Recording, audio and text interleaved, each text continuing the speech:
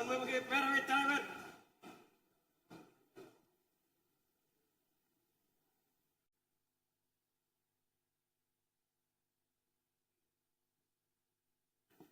இன்சொலால் ஈத்து அளிக்க வல்லார்க்கு தன் சொலால் தான் கண்டனைத்து உலகு. இனிய சொற்களுடன் தக்கவர்க்கு பொருளை உதவி காக்க வல்ல அரசருக்கு இவ்வுலகம் தன் புகழோடு தான் கருதியபடி அமைவதாகும். இரங்கற் குறிப்புகள் அமரலாம்.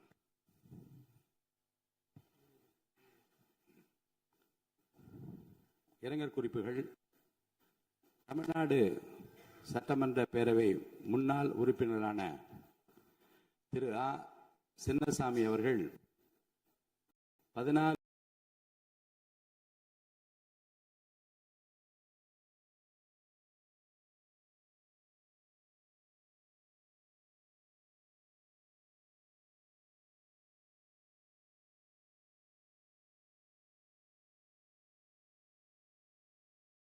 6/2026 அன்றும் திரு வி. எஸ். காளிமுத்து அவர்கள் 29/4/2026 அன்றும் மறைவுற்ற செய்தியினை இப்பேரவைக்கு வருத்தத்துடன் தெரிவித்துக் கொள்கிறேன்.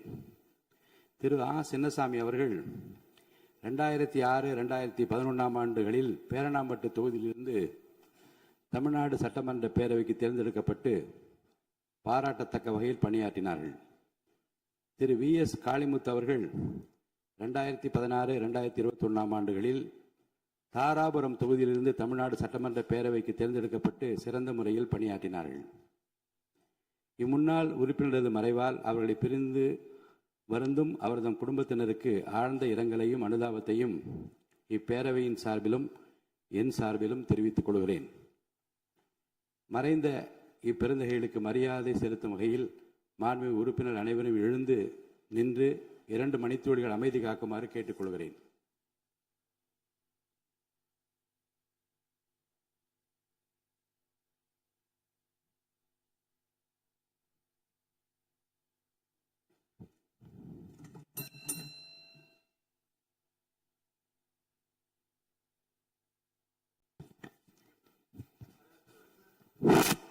ஆளுநர் பேரவைக்கு நன்றி தெரிவிக்கும் தீர்மானம். ஆளுநர் பேரவைக்கு நன்றி தெரிவிக்கும் தீர்மானத்தின் மீது கொடுக்கப்பட்ட திருத்தங்கள் இன்று முன்மொழியப்பட்டு வழிமொழியப்பட வேண்டும். திருத்தங்களை முன்மொழிகின்ற உறுப்பினர்களுக்கு என்னுடைய அன்பான வேண்டுகோள், திருத்தங்களை முன்மொழிகின்ற உறுப்பினர்கள் நான் கொடுத்துள்ள திருத்தங்களை முன்மொழிகின்றேன் என்று சொன்னால் மட்டும் போதுமானது. கொடுத்துள்ள திருத்தங்கள் அவை நடவடிக்கை குறிப்பில் பதிவு செய்து கொள்ளப்படும். அதற்கு பிறகு முன்மொழிகின்ற உறுப்பினர்களுக்கு அருகில் அமர்ந்துள்ள உறுப்பினர் நான் அதை வழிமொழிகின்றேன் என்று சொன்னால் மட்டும் போதும். இந்த முறையை பின்பற்றும்படி நான் கேட்டுக்கொள்கிறேன். திருத்தங்கள் கொடுத்துள்ள உறுப்பினர் பெயரை நான் வரிசையாக படிக்கின்றேன். மாண்பு உறுப்பினர் திரு இரா ஜெயராமகிருஷ்ணன் அவர்கள். மைக். என்னால் கொடுக்கப்பட்ட திருத்தங்களை முன்மொழிகிறேன். மாண்பு உறுப்பினர் திரு எம். ராஜு அவர்கள். இல்லையா? கொடுக்கப்பட்ட திருத்தங்களை நான் முன்மொழிகிறேன். பக்கத்தில் யாரும் வழிமொழிங்க. மாண்பு உறுப்பினர் திரு மு. திராவிடமணி அவர்கள். நான் கொடுக்கப்பட்ட திருத்தங்களை முன்மொழிகின்றேன். பக்கத்தில் வழிமொழிங்க ஒருத்தர். மாண்பு உறுப்பினர் திரு ச. சிவகுமார் அவர்கள். மாண்புமிகு பேரவைத் தலைவர்களே, நான் கொடுத்த திருத்தங்களை முன்மொழிகிறேன். அதை நான் வழிமொழிகின்றேன். மாண்பு உறுப்பினர் முனைவர் கோவை செழியன் அவர்கள்.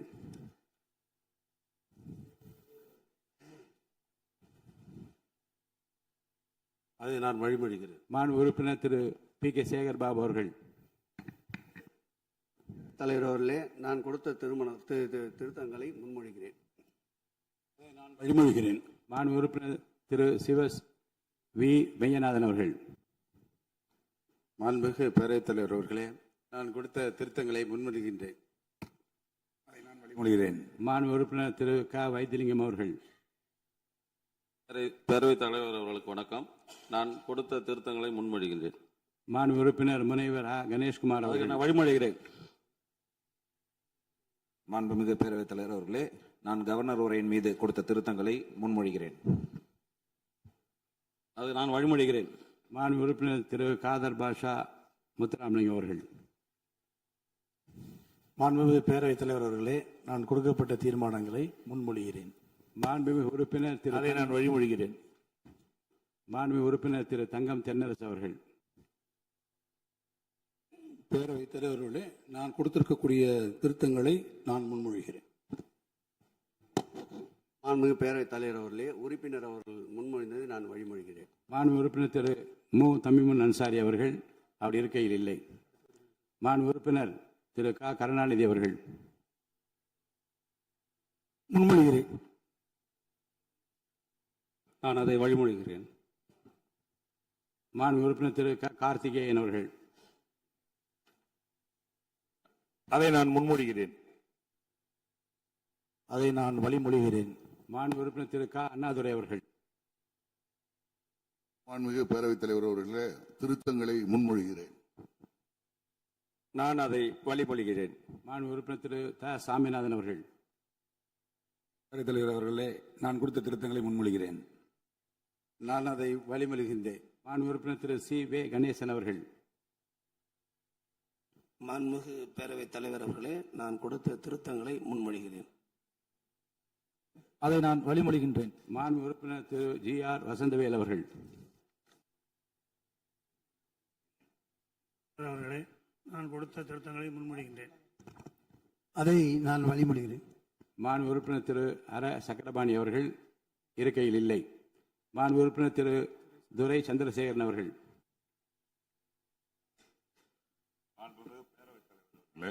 என்னால் கொடுக்கப்பட்ட திருத்தங்களை முன்மொழிகிறேன்.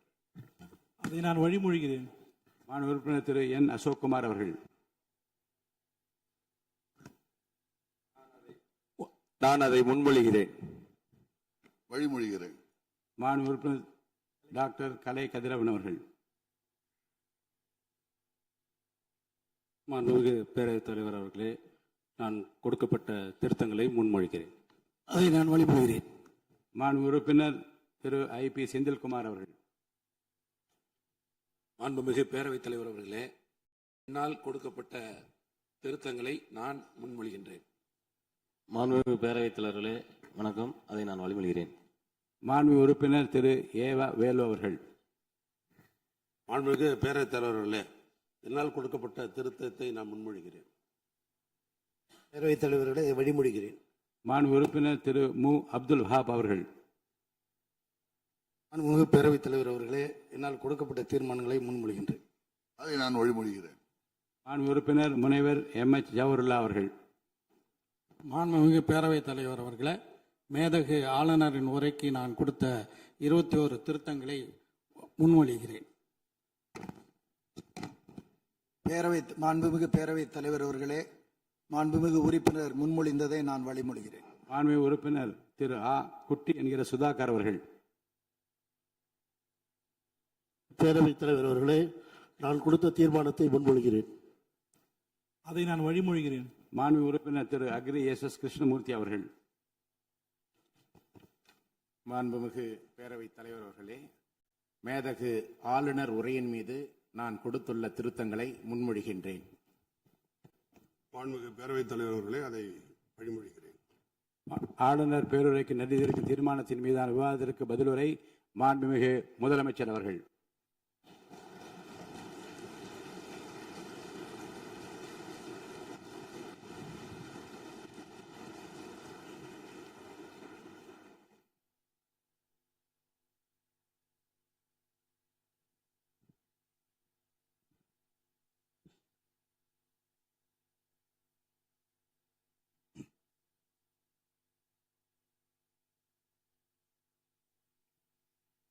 மாண்புமிகு பேரவைத் தலைவர் அவர்களே,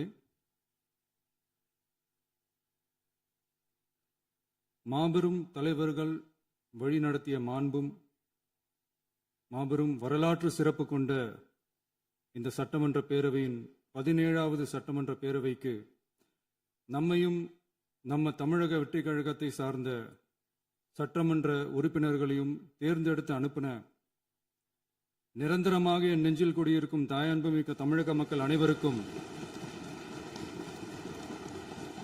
என்னுடைய மனப்பூர்வமான நன்றிகள். 17வது சட்டமன்ற கூட்டத்தொடரின் முதல் ஆளுநர் உரையின் மீதான நன்றி தெரிவிக்கும் தீர்மானத்திற்கு பதிலுரை வழங்க வாய்ப்பளித்த மாண்புமிகு பேரவைத் தலைவருக்கு நம் வணக்கத்தை தெரிவித்துக் கொள்கிறோம். மாண்புமிகு பேரவைத் தலைவர் அவர்களே, இந்த 17வது மாமன்றத்தில் அதிகப்படியான 12 கட்சிகளை சேர்ந்த பிரதிநிதிகள் தேர்ந்தெடுக்கப்பட்டிருக்கும்.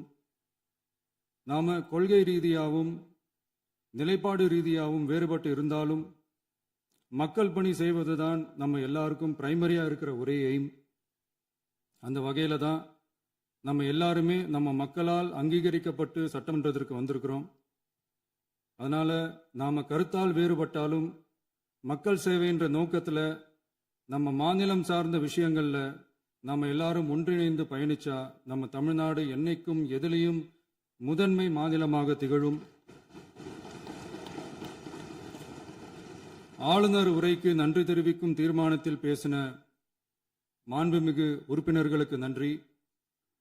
எதிர்த்து பேசினாதான் எதிர்கட்சின்னு ப்ரூவ் பண்ண முடியும்னு நினைச்சுக்கிட்டு பேசின எதிர்கட்சியை சேர்ந்த எதிர்கட்சி தலைவர் உள்ளிட்ட மாண்புமிகு உறுப்பினர்களுக்கும் வணக்கமும் நன்றியும். பதிலுரை வழங்குற அதே நேரத்தில் நம்மளை சட்டமன்ற உறுப்பினராக தேர்ந்தெடுத்த பெரம்பூர் தொகுதி மக்களுக்கு நம்மளோட நெஞ்சார்ந்த நன்றிகள். அதே மாதிரி ராஜினாமா பண்ணிட்டாலும் நம்மளை தேர்ந்தெடுத்த திருச்சி கிழக்கு மக்களுக்கும் இந்த மன்றத்தில் நம்மளோட நன்றியை பதிவு செய்கிறோம். அப்புறம் நம்மளோட அரசியல் பயணத்தை பற்றியும் கொஞ்சம் பதிவு செய்ய விரும்புகிறோம். நாம் ஏதோ ஷூட்டிங்லேருந்து நேராக வந்து சிஎம் ஆன மாதிரியே சில பேர் ஒரு இமேஜ் கிரியேட் பண்ணுறாங்க. அவங்களுக்கு அவங்க ஆசைப்படுற லாங்குவேஜ்லேயே சொல்கிறோம், அது வெறும் ரீல் தான், ரியல் கிடையாது. ஒரு சாதாரண நடிகனாக தான் நம்ம கெரியர் தொடங்குச்சு. அப்புறம் அப்படியே சின்சியராக உழைச்சி மேலே வந்தோம். நம்ம கெரியரில் நாம் மேலே வந்ததுக்கு இந்த விஜய் ஒருத்தன் மட்டுமே காரணம் இல்லை, அவனோட உழைப்பு மட்டுமே காரணம் இல்லை. இந்த விஜயோட உழைப்புக்கும் உயர்வுக்கும் பின்னாடி இருக்கிற ஒட்டுமொத்த தமிழ்நாட்டு மக்களோட அன்பும் அரவணைப்பும் தான் காரணம். ஒவ்வொரு வீட்டில் இருக்க ஒவ்வொருத்தரும் நம்மளை அவங்க வீட்டில் ஒருத்தனா ஏற்றுக்கிட்டது தான் நமக்கு கடவுளும் மக்களும் தந்த மிகப்பெரிய வரம். அதுக்காகவே கடவுளுக்கு சமமான நம்மளோட சொந்தங்களான தமிழக மக்கள் அனைவருக்கும் மீண்டும் மீண்டும் நன்றி. இப்படி நம்மளை தாயன்போடு அள்ளி அரவணைச்ச தமிழ்நாட்டு மக்களுக்கு நாம் எப்படியெல்லாம் துணையாக இருந்தோம், எப்படியெல்லாம் மக்களோட மக்களா இருந்தோம்னு சொல்றேன். 1990ஸ்லயே ரசிகர் மன்றமா இருந்தப்பவே மக்களுக்கு துணையா நிற்க ஆரம்பிச்சோம். அதுக்கப்புறம் நற்படி மன்றமாகவும் அதுக்கப்புறம் விஜய் மக்கள் இயக்கமாகவும் மாறி மக்களோட மக்களா நின்றுகிட்டு இருந்தோம். 2008 ஈழத் தமிழருக்கு ஆதரவா உண்ணாவிரதம் போராட்டம் செஞ்சோம். போர் முடிவுக்கு வரணும், நம்ம தொப்புள் கொடிய உறவுகளான ஈழத் தமிழர்களுக்கு பாதுகாப்பான நிம்மதியான ஒரு வாழ்வு கிடைக்கணும்னு அன்னைக்கே கோரிக்கை வச்சோம். 2009 ஆரம்பிச்ச விஜய் மக்கள் இயக்கம் வழியா நம்மளோட மக்கள் நல பணிகளை எக்ஸ்டெண்ட் அண்ட் எக்ஸ்பேண்ட் பண்ணிக்கிட்டே வந்தோம். கல்விக்கு துணையா இருந்தோம், சோஷியல் சர்வீஸ் செஞ்சோம், வெள்ள நிவாரணத்துல துணையா இருந்தோம், கொரோனா காலத்துல மக்களுக்கு தோள் கொடுத்தோம். விலையில்லா விருந்தகம், குருதியகம், முட்டைப்பால் ரொட்டி திட்டம், விழியகம், பயிலகம், நூலகம், இப்படி பல வழியில மக்களுக்கு துணையா இருந்தோம். அப்புறம் நம்மளோட திரைப்படங்கள்ல நம்மளால முடிஞ்ச வரைக்கும் ஊழல் எதிர்ப்பை சொன்னோம், சமூக நீதியை சொன்னோம், கல்வியை பத்தி சொன்னோம், அரசியலை பத்தி சொன்னோம். அரசியலை பத்தி பேசுனதுனால நம்ம படங்கள் சந்திச்ச இதுவரைக்கும் சந்திக்கிற பிரச்சனையை பத்தி எல்லாருக்குமே தெரிஞ்சதுதான். இது மட்டும் இல்லாம 2011 நாகப்பட்டினத்துல மீனவர் பிரச்சனைகளுக்கு ஆதரவா ஒரு பெரிய பொதுக்கூட்டம் நடத்தினோம். மீனவர்கள் மீதான தாக்குதலை கண்டிச்சு பேசி அதுல நம்மளோட எதிர்ப்பை பதிவு செஞ்சோம். 2017 ஜல்லிக்கட்டு போராட்டத்தில் தமிழர் பண்பாட்டு உரிமைக்கான நம்மளோட ஆதரவை தெரிவித்தோம். 2018 ஸ்டெர்லைட் போராட்டம், துப்பாக்கி சூட்ல பாதிக்கப்பட்ட நம்ம சொந்தங்களை நேர்ல சந்திச்சு ஆறுதல் சொன்னோம். 2021 உள்ளாட்சி தேர்தலில் விஜய் மக்கள் இயக்க வேட்பாளர்கள் போட்டியிட்டு ஜெயிச்சாங்க. கல்வி விருது விழா நடத்தி சிறந்த மதிப்பெண் பெற்ற மாணவ மாணவிகளுக்கு ஊக்கத்தொகையும் பரிசும் கொடுத்தோம். 2024 தமிழக வெற்றி கழகத்தை ஆரம்பிச்ச உடனேயே CAA-வை எதிர்த்து அறிக்கை விட்டோம். அரசியல் கட்சி ஆரம்பிச்சு விழுப்புரம் மாவட்டத்தில் விக்கிரவாண்டியில நம்மளோட முதல் மாநில மாநாட்டிய வெற்றி கொள்கை திருவிழாவை நடத்தினோம். தந்தை பெரியார், பெருந்தலைவர் காமராஜர், அண்ணல் அம்பேத்கர், வீரமங்கை வேலுநாச்சியார், மக்கள் சேவகர் அஞ்சலை அம்மாள்னு நம்மளோட 5 கொள்கை தலைவர்கள் அறிவிச்சோம். இந்தியாவிலே 2 பெண் ஆளுமைகளை கொள்கை தலைவர்கள் அறிவிச்ச ஒரே கட்சி நம்ம டிவிக்கு மட்டும்தான் என்ற பெருமையோடு அறிவிச்சோம். பெரியார் சொன்ன மாதிரியே அவர் சொன்னதுல நமக்கு ஏற்புடையதை மட்டும் எடுத்துக்கிட்டோம். அவரோட கடவுள் மறுப்பு கொள்கையில நமக்கு உடன்பாடு இல்லைன்னு ஓப்பனா அறிவிச்சோம். நமக்கு கடவுள் நம்பிக்கை உண்டுன்னு அறிவிச்சோம். யாரோட நம்பிக்கைக்கும் நாம் எதிரானவங்க இல்லைன்னு தெளிவா அறிவிச்சோம். பெண் கல்வி, பெண்கள் முன்னேற்றம், சமூக சீர்திருத்தம், சமூக நீதி, இப்படி பெரியாரோட கருத்துக்களை நிறையவே ஏத்துக்கிட்டோம்னு அறிவிச்சோம். அண்ணல் அம்பேத்கரோட சம வாய்ப்பு, சமநீதி, சமத்துவத்தை ஃபாலோ பண்ணுவோம்னு அறிவிச்சோம். பெருந்தலைவர் காமராஜரோட மதச்சார்பின்மையை ஏத்துக்கிட்டதோட அவரோட நேர்மையான நிர்வாகத்தையே ஒரு கொள்கையா ஏத்துக்கிட்டோம்னு அறிவிச்சோம். வீரமங்கை வேலு நாச்சியாரோட மண் மீட்பையும் சமூக நல்லிணக்கத்தையும் பின்பற்றுவோம்னு அறிவிச்சோம்.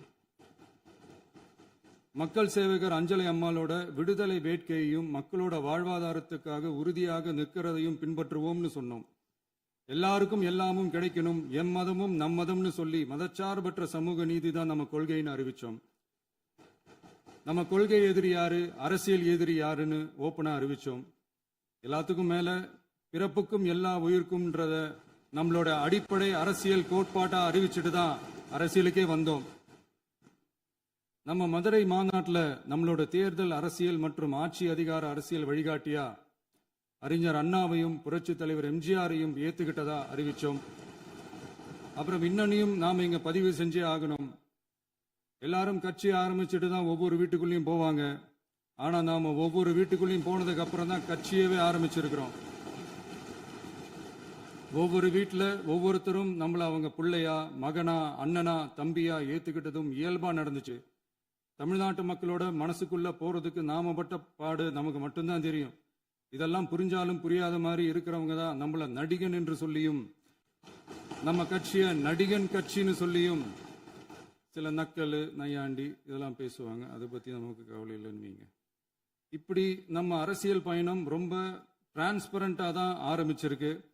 இந்த 2026 தேர்தலில் கூட்டணியே இல்லாமல் தனியா நின்னோம். மக்கள் நம்மள தெளிவா புரிஞ்சுக்கிட்டதாலையும் நம்ம டிவிகே தோழர்களோட உழைப்பாலையும் நாம 35% வாக்குகளை வாங்கினோம். 1,72,00,000 வாக்குகளோட தமிழ்நாட்டிலேயே தனி பெரும் கட்சியா வந்தோம். தமிழக மக்களாலையும் நம்மளோட ஆதரவு இயக்கங்களாலையும் இதோ இன்னைக்கு இங்க நம்ம டிவிகே ஆளும் கட்சியா உட்கார்ந்துருக்கிறோம். இந்த ஆளும் கட்சியா ஆனதும் அவ்வளவு சாதாரணமாலாம் நடந்துடல. 2.25 வருஷத்துல ஆட்சிக்கு வந்துட்டீங்கன்னு ரொம்ப கிண்டலா கேலியா சிலர் பேசுறாங்க. எங்களோட இந்த 2.25 வருஷ டிராவல்ல எவ்வளவு வலியும் வேதனையும் இருக்குது. நம்மளோட மக்கள் சந்திப்புக்கே அவ்வளவு இடையூறு, அவ்வளவு தடைகள், ஊர் உலகத்துல யாருக்கும் இல்லாத ஒன்னா நமக்கு மட்டுமேன்னு தனியா ஸ்பெஷலா எக்ஸ்க்ளூசிவா நிறைய நிபந்தனைகள், நெருக்கடிகள், கட்டுப்பாடுகள், நம்மளை சந்திக்க வர்ற மக்களுக்கு சரியான பாதுகாப்பு இல்லாம, நம்ம கூட்ட நிகழ்ச்சிக்கு போதுமான பாதுகாப்பு இல்லாமன்னு இன்னும் வெளியே சொல்ல முடியாத நிறைய சூழ்ச்சிகள் எல்லாத்தையும் தாண்டி தான் நாம் இந்த இடத்துக்கு வந்திருக்கிறோம். But still miles to go. நம்ம டிராவல்ல எல்லாத்துக்கும் உச்சமா நம்மளோட சொந்தங்கள், நம்மளோட உறவுகள், 41 பேர் கரூர் சம்பவத்தில் இழந்த வேதனை எல்லாம் எப்படி சொல்றதுனே தெரியல. நம்ம மனசை விட்டு என்னைக்கும் அந்த வலியும் வேதனையும் நீங்கவே நீங்காது.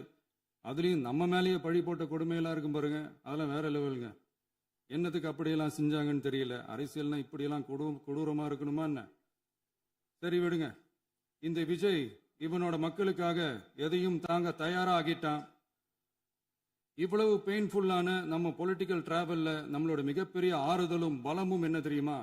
என் நெஞ்சில் குடியிருக்கும் என்னோட தமிழ்நாட்டு மக்களும், என் உயிருக்கு உயிரான என்னோட தோழர்களும் தான். அவங்களோட பலத்தால தான். அன்னைக்கு 1967 முன்னாள் முதல்வர் மாண்புமிகு அறிஞர் அண்ணா அவர்கள் தலைமையில் அமைஞ்ச சாமானியர்களோட ஆட்சி மாதிரி 1977 முன்னாள் முதல்வர் மாண்புமிகு புரட்சி தலைவர் எம்ஜிஆர் அவர்கள் தலைமையில் அமைஞ்ச மிக சாமானியர்களோட ஆட்சி மாதிரி இதோ இன்னைக்கு அதே வரிசையில 2026 சட்டமன்ற தேர்தலில் இந்த விஜயோட தோழர்கள் இடம்பெற்ற ஒரு மிக மிக சாமானியர்களின் ஆட்சி அமைஞ்சிருக்கு. வாகை சூடும் வரலாறு திரும்பி இருக்கிறது. இப்படி ஒரு தீர்ப்பை மக்கள் அளிச்சதுனால தான் தமிழக வரலாற்றில் ஒரு மகத்தான கூட்டணி ஆட்சியை நாம் அமைச்சிருக்கிறோம். இளைஞர்களால என்ன செய்ய முடியும், பெண்களால என்ன செய்ய முடியும்னு கேட்டவங்களுக்கான பதில் தான் இன்னைக்கு அமைஞ்சிருக்கிற நம்ம ஆட்சி. ஒரே ஒரு குடும்பம் மட்டும் முக்கியம்னு சொல்றது நம்மளோட ஆட்சி அதிகார அரசியல் இல்ல. தமிழ்நாட்டில் இருக்கிற ஒவ்வொரு குடும்பமும் முக்கியம்னு சொல்றது தான் நம்ம அரசியல். நம்மளோட ஆட்சி அதிகாரம் அதான் நம்மளோட மனசாட்சி உள்ள மக்களாட்சி. இந்த 2026 தேர்தலில் யாராலும் உடைக்கவே முடியாதுன்னு சொன்ன மதத்தை உடைச்சோம், சாதியை உடைச்சோம், முக்கியமா காசு கொடுத்து ஓட்டு வாங்குற ஒரு நச்சு கலாச்சாரத்தையே சுக்கு நூறா தூள் தூளா உடைச்சிருந்தோம். நாம கிளீன் கவர்னன்ஸ் அண்ட் குட் கவர்னன்ஸ்ல உறுதியா இருக்கிறோம். இப்ப மட்டும் இல்ல, எப்பவுமே இப்படிதான் இருப்போம். இதுல 100% இது உண்மைன்றதுனாலதான் பாரம்பரியமான தினத்தந்தி பத்திரிகை ஊழலின் ஊற்றுக்கண் அடைக்கப்படுகிறதுன்னு 16/6/2026 அன்னைக்கு ஒரு தலையங்கமே எழுதியிருக்கு. ஒரு தவறு செய்தால் அது தெரிந்து செய்தால் அவன் தேவன் என்றாலும் விடமாட்டேன் என்று எம்ஜிஆர் அன்று பாடினார். அதை இன்று விஜய் செயலில் காட்டுகிறார்னு அந்த எடிட்டோரியல்ல எழுதியிருக்கு. இந்த நேரத்தில் தினத்தந்திக்கு நம்மளோட நன்றியை தெரிவிச்சுக்கிறோம். அரசியலுக்கு வந்து 2 வருஷம் தான் ஆகுது. உங்களுக்கு என்ன தெரியும், உங்களால என்ன முடியும்னு கேலியா கேட்டவங்களுக்கு தினத்தந்தியோட பதிலை இப்போதைக்கு போதும்னு நினைக்கிறேன். என்னென்னமோ செய்வான்னு சொல்றானே இந்த விஜய், பல வருஷமா இருக்கிற ஒரு பதவி வெறி பிடிச்ச அரசியலை உடைச்சி எப்படி செய்வான்னு நம்ம மக்களை யோசிச்சிருவாங்க. இதோ இப்போ நம்ம மக்களுக்கு புரிஞ்சிருக்கும். இப்பவும் சொல்றோம், இது வெறும் ஆரம்பம் தாங்க. இந்த மாபெரும் சபையிலிருந்து கேட்கிற மக்களே, நமக்கு கொஞ்சம் அவகாசம் கொடுங்க. இதுக்கு முன்னாடி, அதாவது 2017 கடைசியில இருந்து 2026 ஏப்ரல் வரைக்கும் இருந்த புண்ணியவான்கள் ஆட்சியில ஒவ்வொரு டிபார்ட்மெண்ட்லயும் போட்ட ஏராளமான ஓட்டைகளை அடைச்சிக்கிட்டே படிப்படியா மக்களுக்கு நல்லதையும் செஞ்சுக்கிட்டே வருவோம். அதனாலதான் நமக்கு எதிரா யாரோ சேரவே மாட்டாங்கன்னு நினைச்சவங்க எல்லாம் ஒன்னா சேர்றாங்க. நம்ம ஆட்சிக்கு டேட்டு குறிக்கிறாங்க.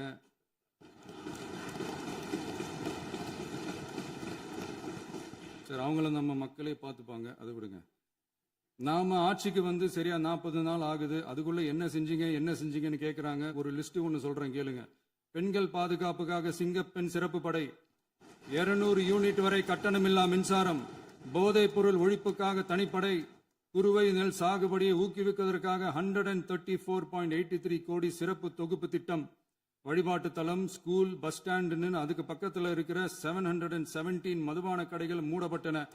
அங்க வேலையில் இருந்தவர்களுக்கு வேறு கடைகளில் வேலை, கவனிக்கப்படாமல் விடப்பட்ட அம்மா உணவகங்கள் புதுப்பிக்கப்பட்டன. பத்திரப்பதிவு துறையில் பகல் கொள்ளைக்கு புல் ஸ்டாப் வைக்கப்பட்டுள்ளது. வருகையில்லா ஆவணப்பதிவு முறை கொண்டுவர உத்தேசிக்கப்பட்டு செயல்பாட்டில் உள்ளது. அரசு மற்றும் தனியார் மருத்துவமனையில் ஸ்கேன் மையங்களில் கருவுறுவதற்கு முன் மற்றும் பின் ஏற்படும் தவறுகளை கண்காணிக்கவும், மருத்துவ நிறுவனம் முறைப்படுத்தும் சட்ட விதிகள் பின்பற்றப்படுகிறதா என கண்காணிக்கவும், மருத்துவ மற்றும் ஊரக பணிகள் இயக்கத்தின் பயன்பாட்டிற்காக 40 புதிய வாகனங்கள் வழங்கப்பட்டுள்ளது. கூட்டுறவு வங்கியின் ஏழை எளிய மக்கள் வாங்கிய கடனுக்கு முதல் முத்தாய்ப்பாக ரூபாய் 2045 கோடி தள்ளுபடி வழங்கி ஆணையிடப்பட்டுள்ளது. ஒன்றிய அரசிடம்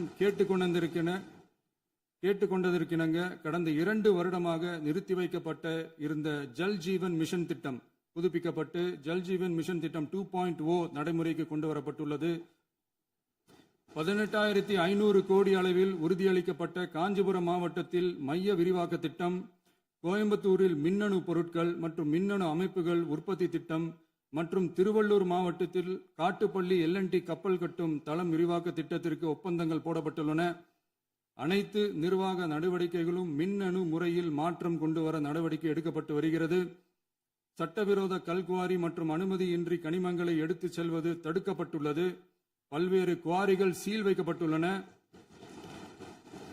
கனிமங்களை கண்காணிப்பது, எல்லைகளை நிர்ணயிப்பது மற்றும் ஆளில்லா விமானம் மூலம் அளவீடு செய்வது போன்றவற்றை செயல்படுத்துவதற்கான பணிகள் மேற்கொள்ளப்பட்டு வருகின்றன.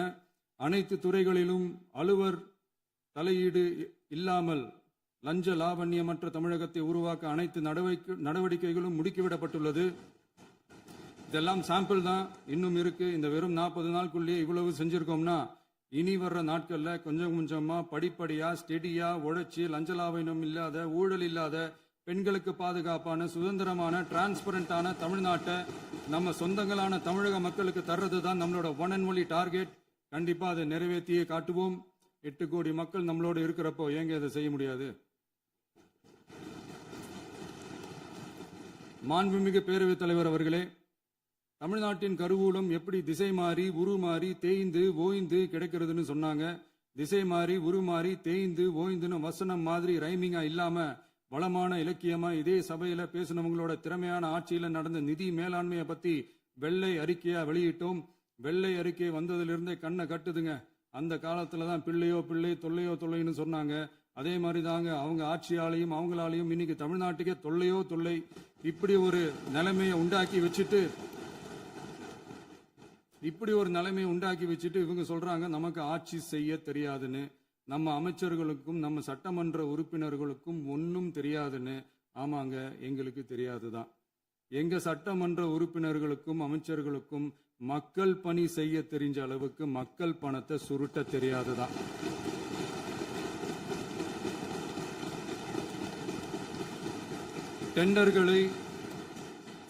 டெண்டர்களை முறைப்படுத்த தெரிஞ்ச அளவுக்கு அதோட ரேட்டை உயர்த்தி ஊழல் செய்ய தெரியாதுதான். பதவி உயர்வு வழங்கவும் பணி இடமாற்றம் கலந்தாய்வு நடத்தவும் தெரியுமே தவிர பதவி உயர்வுக்கும் பணியிட மாற்றத்திற்கும் பணம் பறிக்க தெரியாதுதான். புதிய பணியிடங்கள் உருவாக்க தெரியுமே தவிர அந்த பணியிடங்களை பணத்துக்கு விற்க தெரியாதுதான். கோயில்கள்ல நடக்கிற நிர்வாக சீர்கேட்டை தடுக்க நீங்க பேசுங்க, நீங்க கண்டினியூ பண்ணுங்க. கோயில்கள்ல நடக்கிற நிர்வாக சீர்கேட்டை தடுக்க தெரியுமே தவிர கோயில் பணத்தை கொள்ளையடிக்க தெரியாதுதான். தங்கத்தை உருக்கி தாரை வார்க்க தெரியாதுதான். கனிம வளத்தை பாதுகாக்க தெரிஞ்ச அளவுக்கு கனிமத்தை வித்து கொள்ளையடிக்க தெரியாதுதான்.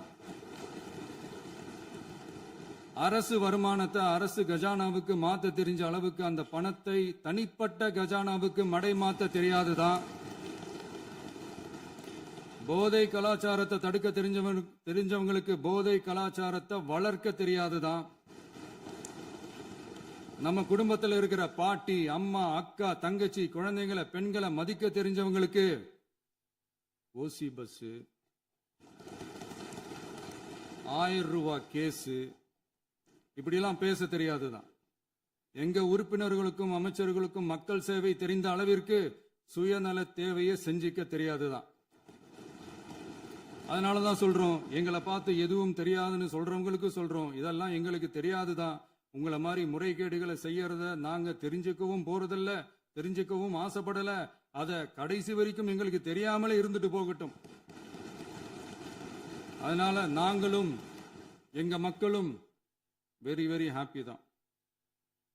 மாண்புமிகு பேரவைத் தலைவர் அவர்களே, எதிர்ப்பவர்கள் எதிர்க்கட்சி என்பதற்காக எங்கள் ஆட்சி மீது 1000 பழி போடலாம்.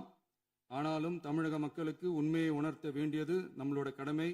மின்வெட்டை பொறுத்தவரை தமிழ்நாடு மின்மிகை மாநிலமாக இருந்தாலும் கடந்த காலங்களில் ஏற்பட்ட நிர்வாக குளறுபடிகளும் மின்சார சாதனங்கள் மற்றும் மின் மாற்றிகளில் ஏற்படும் பழுதாலும் வேண்டுமென்றே சிலரின் நடவடிக்கைகளாலும் இந்த மின்வெட்டிற்கு காரணமாக உள்ளது.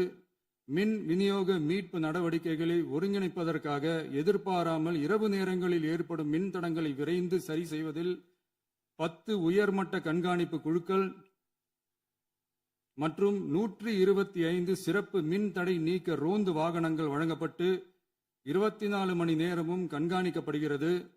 கூடுதலாக தற்போது 77 புதிய மின் தடை நீக்க மையங்களும் உருவாக்கப்பட்டுள்ளன. விரைவில் இந்த மின்வெட்டு நிலைமை அறவே நீக்கப்படும். மாண்புமிகு பேரவைத் தலைவர் அவர்களே, நம்ம விவசாயிகள் எல்லாரும் நம்மளை நல்லா புரிஞ்சுக்கிட்டு தமிழக வெற்றி கழகத்தை ஏத்துக்கிட்டாலும் எதிர்க்கட்சிகளோட தூண்டுதலால சில இடங்கள்ல சில போராட்டங்கள் நடக்குது. எதிர்க்கட்சிகள் என்னதான் சித்து வேலை செஞ்சாலும் விவசாய பெருமக்கள் எல்லாரும் நம்ம ஆட்சி அவங்களுக்கான ஆட்சி தான் நல்லா புரிஞ்சுதான் வச்சிருக்கிறாங்க. இந்த வருஷம் எல்னினோ விளைவா எப்பவும் இருக்கிறத விட இந்த டைம் மழை குறையுங்கிறதையும் நம்ம விவசாயிகள் உணர்ந்துதான் இருப்பாங்க. இருந்தாலும் நம்ம அரசு நம்ம விவசாயிகளோட வாழ்வாதாரத்துக்காக பக்கபலமாகவும் உறுதியாகவும் துணை நிற்கும்ங்கிறத தெரிவிச்சுக்கிறோம்.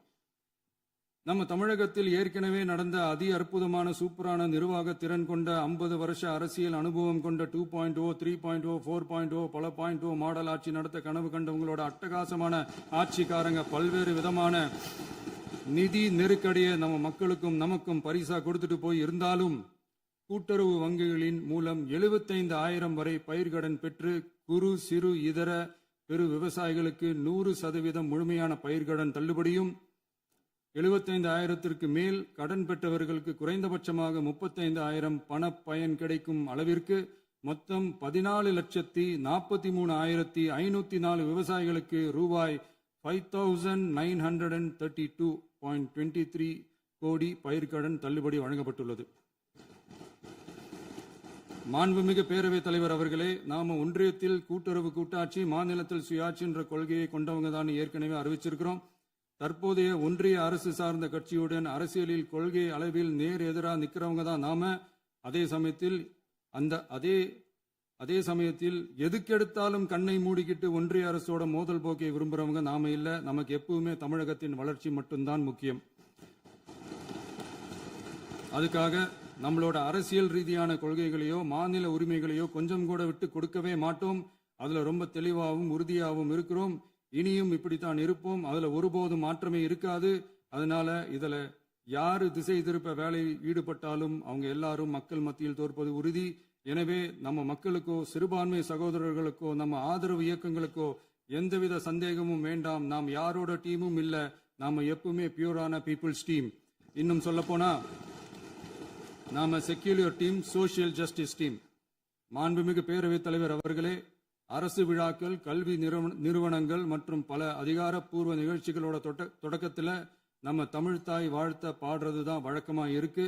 தமிழ்தாய் வாழ்த்த பொறுத்த வரைக்கும் நம் அரசு இதுல நம்மளோட உறுதியான நிலைப்பாட்டை ஒன்றிய அரசுக்கு மிக தெளிவா தெரிவிச்சிருக்கு. அது இல்லாம இதில் மாநில அரசின் கொள்கைக்கு ஏற்ப ஒன்றிய அரசின் அறிவிக்கையில் திருத்தம் மேற்கொள்ள கோரிக்கையும் விடுக்கப்பட்டுள்ளது. நீட் தேர்வை பொறுத்தவரை கிராமப்புற மற்றும் பொருளாதார ரீதியாக பின்தங்கிய மாணவர்களுக்கு சமமான வாய்ப்பை வழங்குவதில்லை. மருத்துவ கல்வியில் சமூக நீதி மற்றும் சம வாய்ப்பை நீட் பாதிக்கிறது என்பதை உணர்கிறோம். எனவே மருத்துவ படிப்புகளுக்கான சேர்க்கையை 12ஆம் வகுப்பு மதிப்பெண்களின் அடிப்படையில் நடத்த வேண்டும் என்று நமது அரசு வலியுறுத்தி வருகிறது. மத்திய அரசிடம் நீட்டிலிருந்து தமிழ்நாட்டிற்கு விலக்கு வழங்க வேண்டும் என்று கோரிக்கை விடுத்துள்ளது. மாண்புமிகு பேரவைத் தலைவர் அவர்களே, பேரறிஞர் அண்ணா அவர்கள் தலைமையிலான அரசு 1968 இருமொழி கொள்கையை நடைமுறைப்படுத்தியது. தமிழ் ஆட்சி மொழி, தமிழ் மொழியை பாதுகாப்பது, மாணவர்களுக்கு ஆங்கிலத்தின் மூலம் உலக அளவிலான வாய்ப்புகளை வழங்குவது, எந்த ஒரு மொழியையும் கட்டாயமாக திணிப்பதை தவிர்ப்பது மற்றும் எதிர்ப்பது, நிலத்தின் மொழி மற்றும் பண்பாட்டு அடையாளத்தை பேணுவது என்பதை நம் தமிழக வெற்றிக் கழக ஆட்சி ஏற்றுக்கொண்டுள்ளது. எனவே தமிழ்நாட்டில் தமிழ் ஆட்சி மொழி மற்றும் இருமொழி கொள்கை என்பதில் நமக்கு மாற்று கருத்தே இல்லை.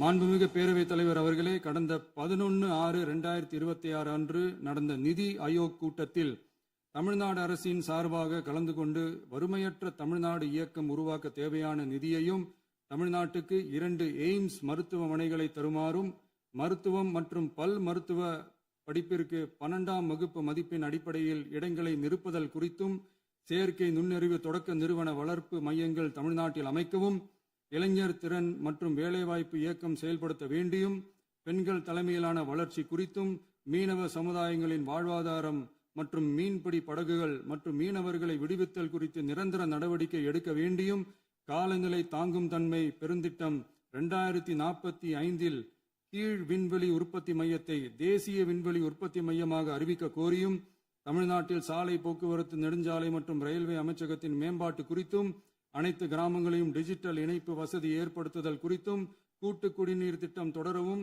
அரசின் விழாக்களில் தமிழ்தாய் வாழ்த்துக்கான முதலிடத்திற்கான கோரிக்கையும், மேகதாது அணை கட்டுமான நிறுத்தத்தை உறுதிப்படுத்தவும், மாநிலத்தின் மீது மும்மொழி கொள்கையை வற்புறுத்தாமல், புதிய கல்விக் கொள்கையை திணிக்காமல் தமிழகத்திற்கான கல்வித்தொகை ரூபாய் 3284 கோடியை விடுவிக்க கோரியும், ஆண்டுதோறும் 5 லட்சம் இளைஞர்களுக்கு உதவித்தொகையுடன் கூடிய பணியினை தொழில்நுட்ப பயிற்சி வழங்க ஒத்துழைப்பு வழங்குமாறும், ஒகேனக்கல் 3ஆம் கட்ட கூட்டு குடிநீர் திட்டத்திற்கான நிதி ரூபாய் 2283.40 விடுவிக்கவும், வேலை வாய்ப்பு மற்றும் வாழ்வாதாரத்துக்கான உத்தரவாத திட்டத்தின் கீழ் வேலை வாய்ப்புகளை உருவாக்க உடனடி நடவடிக்கை மேற்கொள்ள வேண்டியும் மற்றும் திருக்குறளை தேசிய இலக்கியமாக அறிவிக்குமாறும் தமிழ்நாடு சார்பில் பேசியுள்ளோம் என்பதை தெரிவித்துக் கொள்கிறோம்.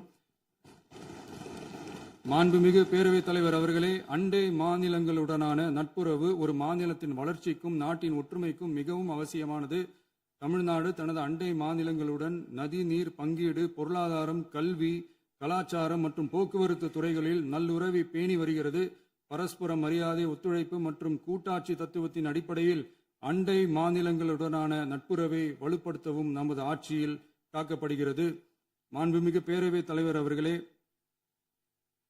சட்டம் ஒழுங்கை பத்தி பேச்சு வந்தது. சட்டம் ஒழுங்கு சரியா இருக்கணும் அப்படின்றதுல எங்களுக்கு மாற்று கருத்தே கிடையாது. கண்டிப்பா லா அண்ட் ஆர்டர் கரெக்டா இருக்கணும், கரெக்டா இருக்கும், இருக்க வைப்போம். அதே மாதிரி பெண்கள் பாதிக்கப்படுறதையும் இங்க யாராலையும் சகிச்சிக்கவே முடியாது. அதுக்கான கடுமையான நடவடிக்கைகள் நம்ம அரசு எடுத்துக்கிட்டு இருக்கிறோம். இந்த சிங்கப்பெண் சிறப்பு அதிரடிப்படை கூட அதுக்கான ஒரு ஃபர்ஸ்ட் ஸ்டெப் தான்.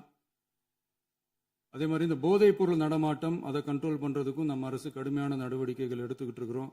அதையும் கண்டினியூ பண்ணி எடுப்போம். மாண்புமிகு பேரவைத் தலைவர் அவர்களே, இப்ப நான் சொன்ன இந்த பிரச்சனைகள்லாம் 2026 போன மாசம் மே மாசம் 10ஆம் தேதி புதுசா வந்துடல. இதெல்லாம் பல வருஷமா இருக்கிற பிரச்சனைகள் தான், பல வருஷமா கண்டுக்காம விட்ட பிரச்சனைகள் தான். இன்னைக்கு எதிர்கட்சிக்காரங்க அதை பத்தி கேட்கும் போது எனக்கு அது அக்கறையா தெரியல, அவதூறு அரசியலா தான் தெரியுது, பழி போடுற அரசியலா தான் தெரியுது. இப்படி அவதூறு பழி போடுறவங்களை பார்த்து ஒன்னே ஒன்று தான் கேட்கணும்னு தோணுது. கடந்த 9-10 மாசமா நம்ம ஸ்டேட்ல சட்டம் ஒழுங்கு டிஜிபியே இல்லை. சட்டம் ஒழுங்கு டிஜிபியை போடுங்கன்னு சொல்லி எல்லாம் ஓஞ்சி போயிட்டோம். போன ஆட்சியில் நடந்ததுக்கெல்லாம் இப்பதான் விடையே கண்டுபிடிக்கிறோம் நம்ம ஆட்சியில்.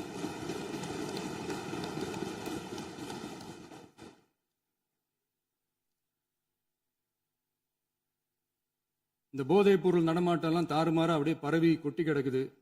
இதெல்லாம் இனிஷியல் ஸ்டேஜ்லயே யார் கண்ட்ரோல் பண்ணியிருக்கணும்? போலீஸ் டிபார்ட்மெண்ட் அப்போ யார் கையில் இருந்தது? இத்தனை கேள்வி நம்மளை பார்த்து கேட்கறாங்களே, ஒரே ஒரு கேள்வி தான் நான் கேட்கணும்னு தோணுது. போலீஸ் டிபார்ட்மெண்ட்டை கையில் வச்சுக்கிட்டே பிகினிங்லேயே இனிஷியல் ஸ்டேஜ்லேயே இந்த போதைப் பொருள் நடமாட்டத்தை ஏன் கண்ட்ரோல் பண்ணல? மனசாட்சி உள்ளவங்க இந்த பிரச்சனையெல்லாம் ஏன் நடக்குதுன்றது அவங்களுக்கே நல்லா தெரியும். இன்னைக்கு சட்டம் ஒழுங்கை பத்தி கேள்வி கேட்கக்கூடாதா அப்படின்னா தாராளமா கேட்கலாம். இது ஜனநாயக அரசு, மன்னராட்சியெல்லாம் கிடையாது, மனசாட்சி உள்ள மக்களாட்சி. அதனால கேள்வி கேட்கலாம், எல்லாருக்கும் எல்லா உரிமையும் உண்டு. விமர்சனம் செய்யலாம், எல்லாருக்கும் எல்லா உரிமையும் உண்டு. ஆனா நம்ம ஆட்சியில் என்ன நடவடிக்கைகள் எடுத்திருக்கோன்றது தெரிஞ்சுக்கிட்டு அதுக்கேற்ற மாதிரி ஒரு நடுநிலையா பேசுனீங்கன்னா கொஞ்சம் நல்லா இருக்கும். சட்டம் ஒழுங்கை பத்தி யாருக்கு என்ன யோசனை இருந்தாலும், மக்கள் நலனுக்காக யாருக்கு என்ன யோசனை இருந்தாலும் அதை தாராளமாக சொல்லலாம். நம்ம அரசு அது காது கொடுத்து கேட்கும். ஆனா நம்ம அரசினுடைய நிர்வாகத்திறன் அதை பத்தி பேசுறவங்களுக்கு இந்த ஊரடிச்சு உலையில போட்டு ஊழல் மேல ஊழலா செஞ்சுக்கிட்டு அதுல இருந்து தப்பிக்கிறதுக்கு பேர் தான் நிர்வாகத்திறன் அப்படின்னு சொன்னா, அப்படிப்பட்ட ஒரு ஊழல் செய்யற நிர்வாகத்திறனை நம்ம அரசு ஒரு நாளும் செய்யாது. பொட்டி பெட்டியா பணத்தை வச்சுக்கிட்டு, பெட்டியை வச்சு எல்லாம் செஞ்சுக்கிட்டு, போதைப் பொருள் பாதுகாவல் கழக மாடல் அரசாங்கம் செஞ்ச ஒவ்வொரு ஊழலா வெளியில வந்துகிட்டு இருக்கு. டாஸ்மாக்ல அது என்னப்பா அது பேரு, பார்ட்டி ஃபண்ட், கட்சி நிதி அப்படின்ற பேர்ல அடிச்ச கொள்ளையெல்லாம் ஒண்ணா இப்போ கவர்மெண்டோட கஜானாவுக்குள்ள கொண்டு சேர்த்துக்கிட்டே இருக்கிறோம். உட்காருங்க. மாண்புமிகு முதல்வர்கள் பதிலுரைக்கு பிறகு நேரம் தரேன். அப்ப பேசட்டும், அவங்க பேசட்டும், அவங்கள பேச அனுமதி. உட்காருங்க.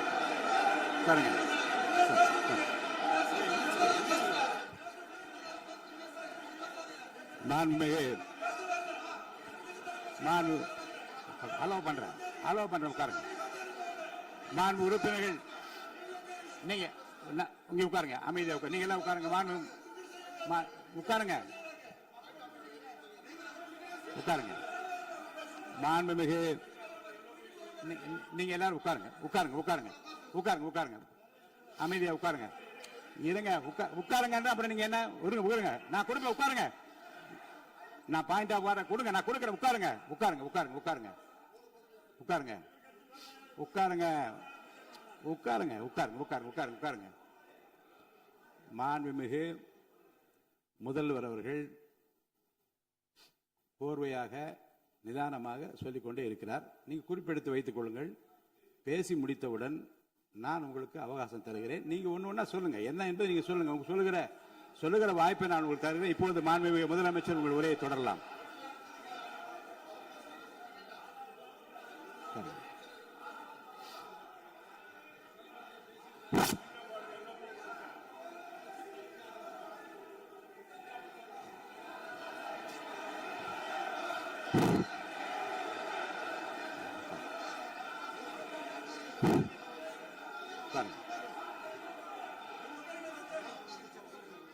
நான் எழுந்த பிறகு உட்கார்றதா முறை. உட்காருங்க, எல்லாரும் உட்காருங்க, தேசிய உட்கார்.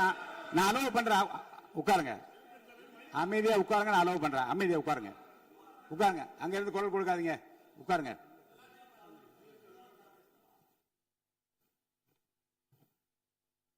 இனிமையான இந்த விவாதத்தில் இதுவரை குறுக்கீடுகள் இல்லாமல்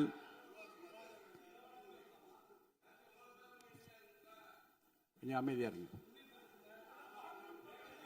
மாண்புமிகு முதல்வர்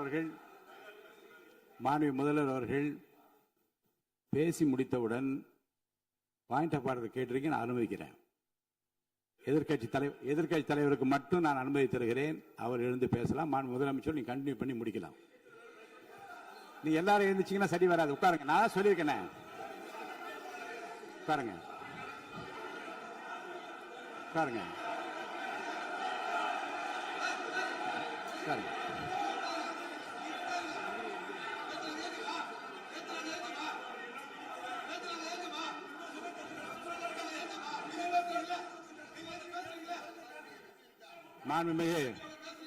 மாண்பு உறுப்பினர் அமைதி காக்க வேண்டும். நேற்று எதிர்க்கட்சி தலைவர் பேசுகிற போதும் அவர் பேசுகிற எல்லாவற்றுக்கும் நான் அனுமதி அளித்தேன். அதுல பாயிண்ட் ஆஃப் கேளுங்க, அந்த விவாதத்தில் கேளுங்க. இப்போதும் மாண்புமிகு முதலமைச்சர் அவர் பேசி முடித்த பிறகு நான் உங்களுக்கு அதுக்குரிய அவகாசத்தை தருகிறேன். நீங்க கேள்வி கேளுங்க. கேட்கிற உரிமையும் விளக்கத்தை பெற்றுக்கொள்ள உரிமை உங்களுக்கு இருக்கிறது. அதற்கு அவகாசம் நான் தருகிறேன்.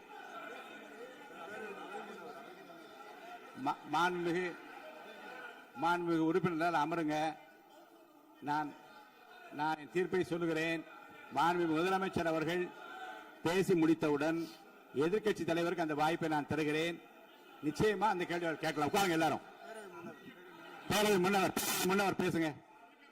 மாண்பு பேரவைத் தலைவர் அவர்களே, இன்று இவர்கள் முயற்சி செய்வது, அவர் ஆளுங்கட்சியாக இருக்கின்ற போது, இருங்க நான் சொல்லிடுறேன் பிளீஸ்.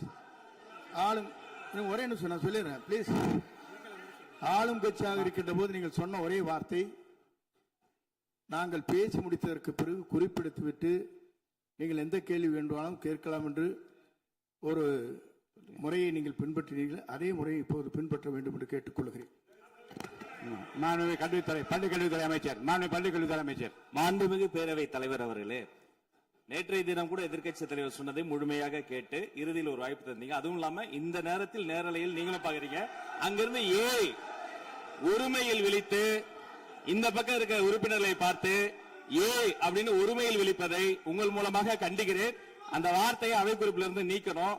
கண்ணியம் காத்து முதல்வர் முழுமையாக பேசுவதை காத்து கண்ணியம் காத்து இந்த சபைக்கு ஒரு மரபு இருக்கிறது. அதை மூத்த உறுப்பினர்கள் பின்பற்றபடி உங்கள் மூலமாக கேட்டுக்கொள்கிறேன். மாண்புமிகு முதலமைச்சர் அவர்கள் உரையை தொடரலாம். நான் தரேன். நான் உறுதியாக மாண்புமிகு முதலமைச்சர் அவர்கள் பேசி முடித்தவுடன் எதிர்க்கட்சி தலைவருக்கு அந்த வாய்ப்பு தரப்படும் என்பதை உறுதியாக சொல்லிவிட்டேன். இடையிலே குறுக்கீடு செய்யாமல் அந்த பேச்சு முழுமையாக பேசி முடிக்க நீங்கள் அனுமதி வழங்க வேண்டும் என்று கேட்டுக்கொள்கிறேன். அமைதியா உட்காருங்க. அவங்க பேசி முடிக்கட்டும், நீங்க கேளுங்க. நான் என்ன சொல்றேன், கேட்கிற உரிமையும் விளக்கத்தை கேட்டு பெற உரிமையும் உங்களுக்கு இருக்கிறது. ஆனா இடையிலே குறுக்கீடு செய்யாமல் அதை முடிக்கும்படி நான் கேட்டுக்கொள்கிறேன். மாண்புமிகு முதலமைச்சர் அவர்கள் தொடர்ந்து நீங்க பேசலாம்.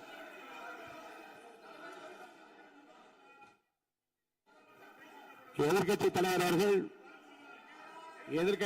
அவர்கள் உங்கள் கட்சியினுடைய உறுப்பினரை அமைதிப்படுத்த வேண்டும் என்று நான் கேட்டுக்கொள்கிறேன். உங்களுக்கு வாய்ப்பு தரவில்லை என்றால் அவர் எழுந்து நிற்பதில் நியாயம் இருக்கு. வாய்ப்பு தரப்போகிறேன். மாண்புமிகு முதலமைச்சர் அவர்கள் பேசி முடித்தவுடன் உங்களுக்கு வாய்ப்பு தரப்படும். அது வரைக்கும் உங்களுடைய உறுப்பினரை அமைதி காக்க நீங்கள் தான் பார்த்துக் கொள்ள வேண்டும். மாண்புமிகு அவை முன்னவர்.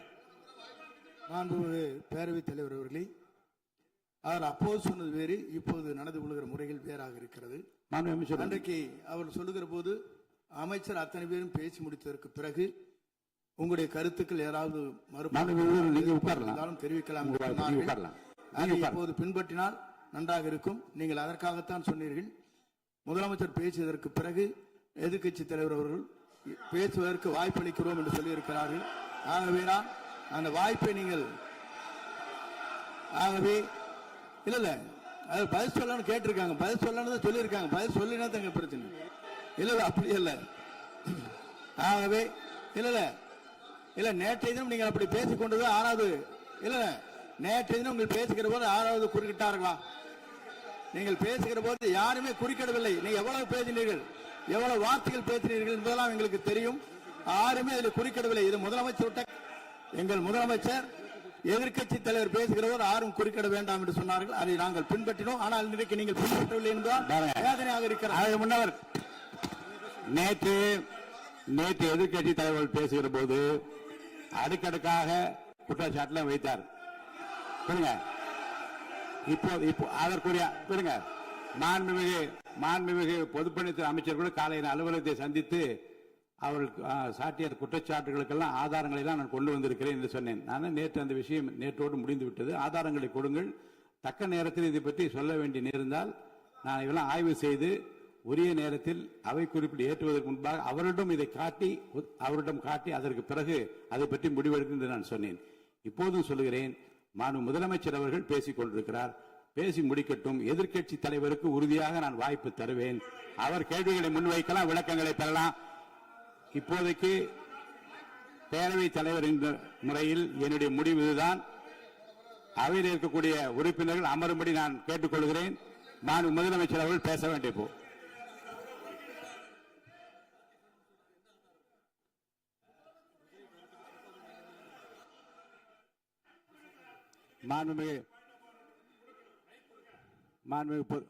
இருங்க. அதை முன்னவர் பேரவைத் தலைவர் அவர்களே, நேற்றைய தினம் நீங்கள் முழுமையாக பேசினீர்கள். உங்கள் பேச்சுக்கள் எப்படி இருந்தது என்பதும் நாடு அறியும். இருந்தாலும் கூட நாங்கள் அமைதியாக இருந்தோம். இல்ல நீங்க இருங்க. ஒவ்வொரு வார்த்தைக்கு இருங்க. நீங்க மின்வெட்டியில நீங்க சொன்னீங்க. உங்களுடைய முன்னாள் அமைச்சர் ஆற்காடு வீராசாமி இருக்கிற போது மின்வெட்டால் தான் நாங்கள் ஆட்சியே மாறியது என்றெல்லாம் சொன்ன கதையெல்லாம் இருக்கு. அதெல்லாம் சொன்னோம்னாங்க.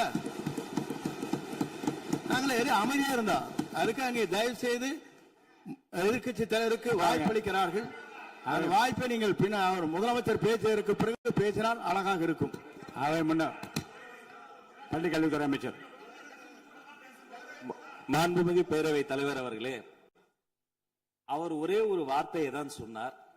பார்ட்டி ஃபண்ட் என்ற வார்த்தையை கேட்டு எதிர்க்கட்சி நண்பர்கள் கோபப்படுகிறார்கள். ஆனால் அதன் மீது உங்களுக்கு பாயிண்ட் ஆஃப் ஆர்டர் தருவதாகவும் நீங்கள் சட்டப்பேரவைத் தலைவர் சொல்கிறீர்கள்.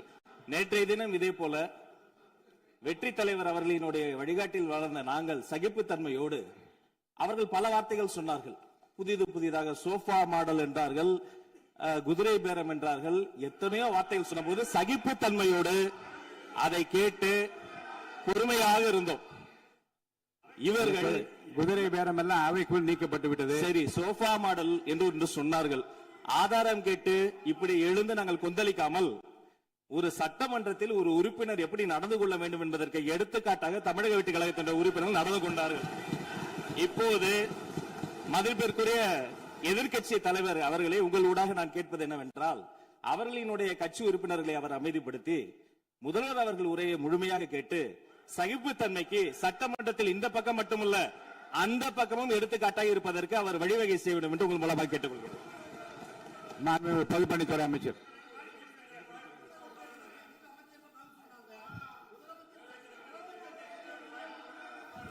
மாண்புமிகு பேரவைத் தலைவர் அவர்களே, திராவிட முன்னேற்ற கழகம் முதல் நாளில் இந்த சபையுடைய மரபையும் பாரம்பரியத்தை பற்றியும் நமக்கு வகுப்படுத்தார்கள். அந்த மரபுப்படி எங்களுடைய தலைவருடைய வழியில் இந்த சட்டசபையுடைய நிகழ்வுகளில் நாங்கள் கலந்து கொண்டிருக்கிறோம். நேற்றைய எதிர்க்கட்சி தலைவர் பேசும்பொழுது எவ்வளவோ வார்த்தைகள் உண்மைக்கு புறம்பாக சட்டத்திற்கு எதிராக ஒரே நிமிஷம் பேசுறேன். சட்டத்திற்காக பேசும் பொழுது நாங்கள் அமைதியாக இருந்தோம். நாங்கள் அமைதியாக ஒரு 2-3 முறை தான் அவரு பேசும்போது மினிஸ்டர்கள் நின்னாங்க. ஆனா இன்னைக்கு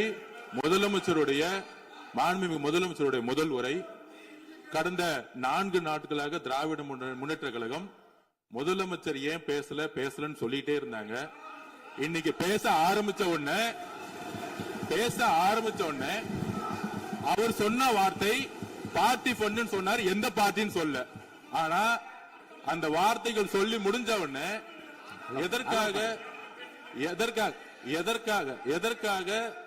எதற்காக முதலமைச்சருடைய பேச்ச இவங்க குறுக்கிறாங்கன்னு தெரியல. நீங்கள் சொன்னதுபடி முதலமைச்சர் பேச வேண்டும். பேசிய பின்பு கருத்துகளுக்கு பதிலளிக்க அவர்கள் பதிலளிக்கும், நாங்களும் பதிலளிக்க தயாராக இருக்கிறத பதிவு பண்றோம். மாண்பு முதலமைச்சர் அவர்கள்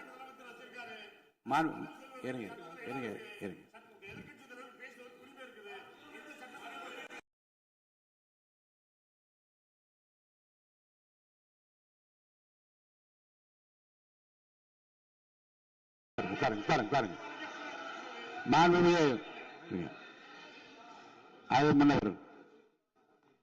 மரபு இருக்கிறது, எப்போது வேணும் பாயிண்ட் ஆஃப் ஆர்டர் இருக்கலாம். இருந்தாலும் கூட நீங்க அந்த மரபை நீங்க கடைபிடித்தீங்களா உங்க ஆட்சியில? நீங்க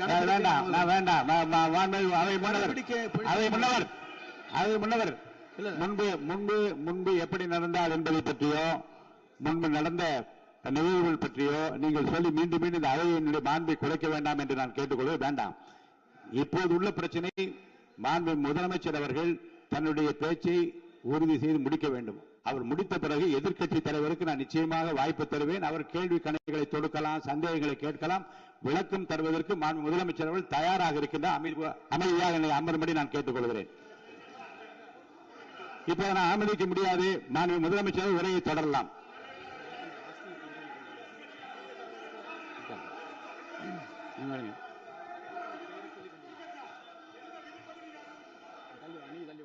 மாண்புமிகு உறுப்பினர் ஆஸ்தின் உங்க இடத்துல போய் உட்காருங்க. மாண்புமிகு உறுப்பினர் ஆஸ்தின், நீங்க ஒரு மூத்த உறுப்பினர், சபை விதிகளை நன்கு தெரிந்த ஒரு உறுப்பினர், நீங்க போய் இடத்துல உட்காருங்க. முதல்ல மாண்புமிகு முதலமைச்சர் அவர்கள் உரையை தொடரலாம். இப்போது எந்த விதமான பாயிண்ட் ஆஃப் ஆர்டர்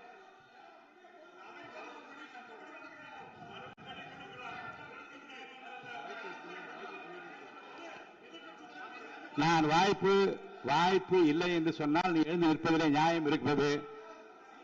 உட்காருங்க.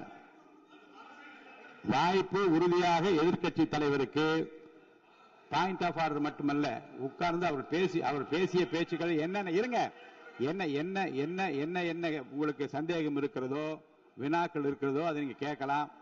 அவர் பதில் சொல்வதற்கு தயாராக இருக்கிறார். பேசி முடிக்கின்ற வரை அமைதி காக்கும்படி உங்களை நான் கேட்டுக்கொள்கிறேன்.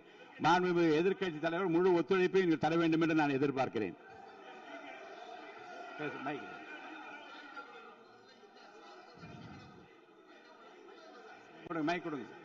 மாண்புமிகு எதிர்க்கட்சி தலைவர், பேரவைத் தலைவர்களே, நீங்க உட்காருங்க. நேற்று நான் பேசும்போது சில அமைச்சர்கள் குறுக்கிட்டு பேசினாங்க. அதற்கு நீங்க அனுமதி கொடுத்தீங்க. அது மாதிரி இன்னைக்கு முதலமைச்சர் பேசும்போது சில வார்த்தைகள், தவறான வார்த்தைகள் பேசுறாரு. அவர் பார்ட்டி ஃபண்ட் அப்படின்னு சொல்லியிருக்கிறாரு. அவர் அமைச்சர் அந்த பார்ட்டி ஃபண்ட் எந்த பார்ட்டின்னு கூட சொல்ல தைரியம் இருந்தா சொல்லுங்க. நாங்க அதெல்லாம் ஃபேஸ் பண்ண தயாரா இருக்கோம். எதையும் ஆதாரத்தோடு எதையும் பேசுங்க. இங்க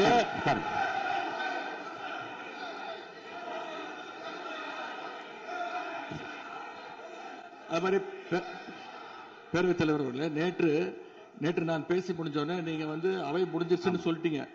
நாங்கெல்லாம் வீட்டுக்கு போயிட்டோம். வீட்டுக்கு போய் டிவி போட்டு பார்த்தா அங்க இன்னொரு அமைச்சர் இன்னும் பதில் சொல்லிட்டே இருந்திருக்கிறாரு. அதற்கெல்லாம் நாங்க இப்ப என்ன பதில் இது, என்ன மரபு இது? நீங்க இப்ப பேசிக்கிட்டே இருப்பீங்களா? நாங்க அதை பார்த்துக்கிட்டே இருக்கணுமா? அதே மாதிரி இன்னைக்கு முதலமைச்சர் அவர்கள் பேசும்போது நாங்களும் அமைதியா கேட்டுட்டு தான் இருந்தோம். ஆனா சில கருத்துக்கள் அவர் பேசும்போது அதை நாங்க அனுமதிக்க முடியாது. ஆதாரத்தோடு ஏதாவது பேசணும்னா, குற்றச்சாட்டுகள் சொல்லும் போது ஆதாரத்தோடு சொன்னீங்கன்னா அதை நாங்க ப்ரூவ் பண்றதுக்கு தயாராக இருக்கு. மாண்புமிகு உறுப்பினர் அவர்கள் இருங்க. நேற்று மாண்புமிகு எதிர்க்கட்சித் தலைவர்கள் பேசியதும் மாண்புமிகு பொதுப்பணித் தலைவர்கள் பேசியதும் ஆதாரம் இல்லாமல் பேசக்கூடாது என்று நான் சொன்னேன். ஆய்வு செய்து நீக்கப்பட வேண்டியது நீக்கும் என்று சொன்னேன். இப்போது மாண்புமிகு முதல்வர் அவர்கள் பேசி முடிக்கட்டும். நீங்கள் கூறிய கருத்துப்படி அதில் ஆதாரங்கள் இல்லாத குறிப்பாக இருந்தால் அதை நீக்குவதற்குரிய உரிமை எனக்கு இருக்கிறது. ஆய்வு செய்து நான் நடவடிக்கை எடுப்பேன். இப்போது மாண்புமிகு முதலமைச்சர் அவர்கள் பேசலாம். இந்த டாஸ்மாக் மாதிரியே பல டிபார்ட்மெண்ட்லயும் மறுபடியும் சொல்றேன், கட்சி நிதின்ற பேர்ல அடிச்ச கொள்ளைய ஒன்னா கவர்மெண்டோட கஜானாக்குள்ளேயே கொண்டு சேர்த்துக்கிட்டே இருக்கிறாங்க. இப்பவும் சொல்றேன், மக்கள் பணத்திலிருந்து ஒரு பைசா கூட தொடமாட்டோம், தொடவும் விடமாட்டோம், தொட்டா விடமாட்டோம், இதுக்கு முன்னாடி தொட்டவங்களையும் விடமாட்டோம்.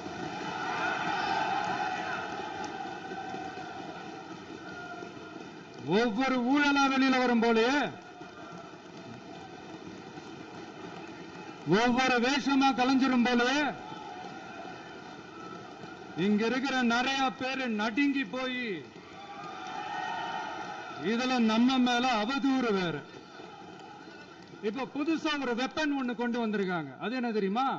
அவங்க தயவால தான் நம்ம ஆட்சி நடக்குதாம். மக்கள் தயவால இந்த ஆட்சி நடந்துகிட்டு இருக்கு. மனசாட்சி உள்ள சக்திகளோட ஆதரவால இந்த ஆட்சி நடந்துகிட்டு இருக்கு. நாங்க தான் அனுப்பி வச்சோம் அப்படின்றாங்களே. அனுப்பி வச்சவங்களுக்கு மினிஸ்ட்ரியில இடம் கொடுத்தா ஏன் கதறீங்க? ஏன் இவ்வளவு கோபம்? ஏன் இவ்வளவு கதறல்ஸ்? இதுல இன்னொரு முக்கியமான விஷயம், மார்க்சிஸ்ட் கம்யூனிஸ்ட் கட்சி நமக்கு ஆதரவு கொடுத்தது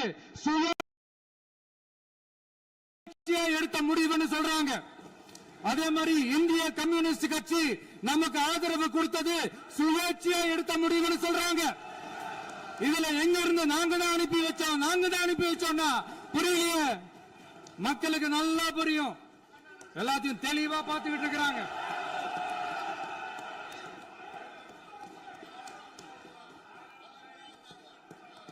முதலமைச்சர் கண்டினியூ பண்ணலாம். மாண்பு முதலமைச்சர்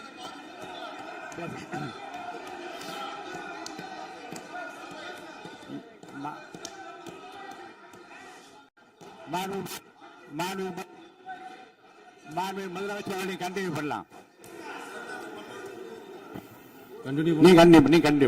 நீ கண்டினியூ பண்ணலாம்.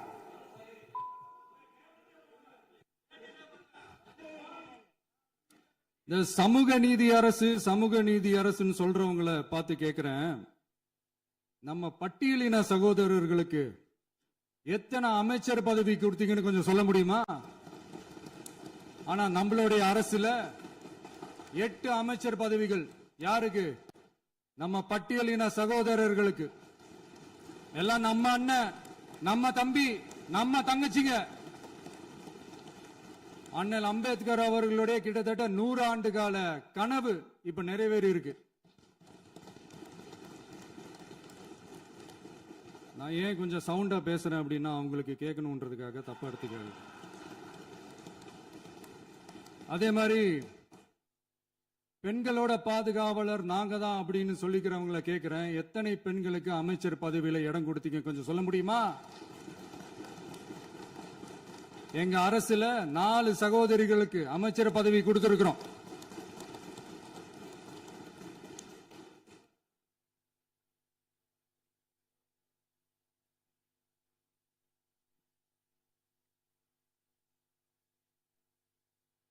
அதனால மக்களால் நிராகரிக்கப்பட்டு மக்களால் அகற்றப்பட்டவங்களுக்கு ஒண்ணு சொல்லிக்கிறோம், தப்பே செய்ய மாட்டோம், ஊழலே செய்ய மாட்டோம், நேர்மையா தான் இருப்போம், நியாயமா தான் இருப்போம் அப்படின்னு சொல்றவங்களால மட்டும்தான் கூட்டணி ஆட்சி அமைக்க முன்வரும். ஆட்சியிலையும் பங்கு, அதிகாரத்திலையும் பங்கு கொடுக்க முன்வரும். ஊழல்லையே ஊறி போனவங்களால இந்த கூட்டணி ஆட்சியோ ஆட்சியிலையும் பங்கு அதிகாரத்திலையும் பங்கு கொடுக்க முன்வராது. மெஜாரிட்டி இருந்தாலும் தரமாட்டாங்க, மெஜாரிட்டி இல்லைனாலும் தரமாட்டாங்க. கேட்டா ரெடிமேடா ஒரு பதில் ஒண்ணு வச்சிருப்பாங்க, கூட்டணி ஆட்சியை மக்கள் விரும்ப மாட்டாங்கன்னு. அதே மக்கள் தான் இப்ப அவங்கள பார்த்து சிரிக்கிறாங்க. நான் பதவியேற்ற அன்னைக்கு கொஞ்சம் டைம் அவகாசம் கேட்டேன். எதுக்கு கேட்டேன்? நிதி நிலைமைலாம் கொஞ்சம் மோசமா இருக்குது, அதெல்லாம் கொஞ்சம் சரி செஞ்சுக்கிட்டு படிப்படியா கொஞ்சம் கொஞ்சமா நான் கொடுத்த வாக்குறுதிகள்லாம் செயல்படுத்துவேன், அதுக்காக கொஞ்சம் டைம் அவகாசம் கேட்டேன். நான் ஏதோ வேற எதுக்காகவோ வேற யாருக்காகவோ ஏதோ அவகாசம் கேட்ட மாதிரி. அடுத்து இங்க சபையில இல்லாதவங்களை பத்தி பேச வேண்டாம்னு நினைக்கிறேன்.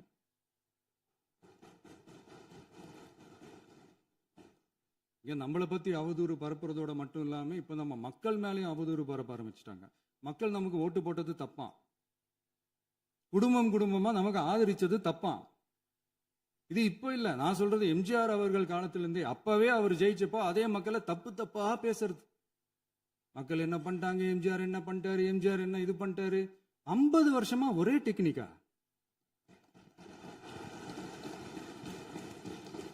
டெக்னாலஜி எல்லாம் மாறி வேற எங்கேயோ போயிட்டு இருக்கு பஸ். இதுல கொஞ்சம் டெக்னிக்காச்சும் கொஞ்சம் மாத்தினா கொஞ்சம் நல்லா இருக்கும். அதனால மக்களுக்கு யூஸ்ஃபுல்லா இருக்கிற மாதிரி இந்த ஆக்கப்பூர்வமான கருத்துக்களோ ஆக்கப்பூர்வமான யோசனைகளோ இருந்தா சொல்லுங்க, அதை நாங்க டெஃபரெண்டா எடுத்துக்கிறோம். ஆனா அதை விட்டுட்டு இந்த நக்கலு நையாண்டி சம்பந்தம் இல்லாத பேச்சு இதெல்லாம் பேசிட்டு அப்புறம் முதல்வர் பதில் சொல்லல, முதல்வருக்கு பதில் சொல்ல தெரியல அப்படின்னா அப்புறம் என்ன சோஃபா மாடல் ஆட்சியா? அது என்னன்னு புரியறதுக்கே எனக்கு ரொம்ப நாள் ஆச்சு. இந்த sofa set, table chair, teapoy, furniture பிசினஸ்லாம் வேற எங்க வெளியில போய் பண்ண சொல்லுங்க. அப்படி அந்த பிசினஸ் தான் பண்ணணும்னா நிறைய பிசினஸ் பண்ற மாதிரி வெளியில போய் பண்ண சொல்லுங்க, இங்க சட்டசபைக்குள்ள வேணாம். அதனால ஆக்கப்பூர்வமான கருத்துக்கள் இருந்தா சொல்லுங்க, டெஃபினட்டா அது சரியா இருந்தா நாங்க ஏத்துக்கிறோம். எனக்கு ஒரு குட்டி கதை ஒண்ணு ஞாபகம் வருது, சொல்லாமா? ஒரு ஊர்ல ஒரு பெரியவர் வெயில் ரொம்ப ஜாஸ்தியா இருக்குன்னு சொல்லிட்டு கண்ணுக்கு மேல கை வச்சுக்கிட்டு இப்படி சுத்தி முத்தி தேடிக்கிட்டு இருந்தாராம். அப்ப கூட இருந்த ஒரு சின்ன பையன் என்ன தேடுறீங்க அப்படின்னு கேட்டானா. அதுக்கு அந்த பெரியவர் சொன்னாரா, அது ஒண்ணு இல்ல தம்பி, உங்க அப்பா இங்கதான் இருப்பாருன்னு சொன்னாங்க, அதான் தேடிக்கிட்டு இருக்கேன், எங்க உங்க அப்பாவையா காணோம்?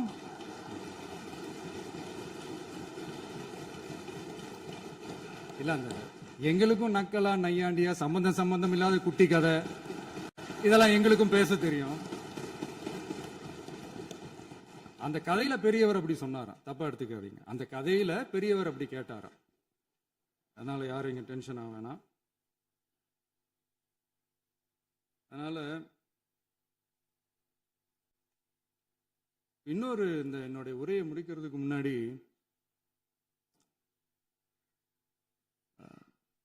போயிட்டாங்க, பேசலாமா? நிறைய உங்க கருத்துக்களை நீங்க முழுமையாக மன நிறைவோடு பேசலாம். டிவியில் பார்ப்போம். சரி, அதான் 5 நிமிஷம் பேசுனதுக்கே கொளத்தூரி இந்த ஆட்டம் அடிச்சு பேசுனா அப்புறம் என்ன பண்றது?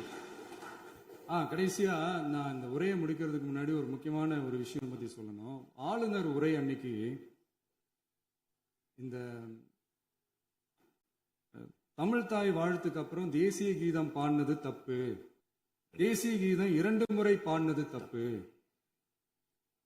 அப்படி ஒரு நிகழ்வு இதுக்கு முன்னாடி இந்த சட்டசபையில நடந்ததே கிடையாது, அந்த மரபே மாத்திட்டீங்க, இப்படி ஒரு பெரிய ஒரு போர் மாதிரி எதிர்கட்சியை சார்ந்தவங்கலாம் சொன்னாங்க இல்லையா? அந்த மாநில உரிமை போராளிகளை, அந்த மரபு காக்கிற உரிமை போராளிகளை ஒரே ஒரு கேள்விதான் கேட்கணும். 2021 ஆகஸ்ட் 2 ஞாபகம் இருக்கா? Centenary celebration of Tamil Nadu legislature. அந்த ஃபங்க்ஷனில் நம்ம முன்னாள் முதலமைச்சர் கருணாநிதி அவர்களோட கலைஞர் அவர்களுடைய கலைஞர் அவர்களுடைய புகைப்படத்தை மாண்புமிகு குடியரசுத் தலைவர் திறந்து வைக்கிற ஒரு ஃபங்க்ஷன்.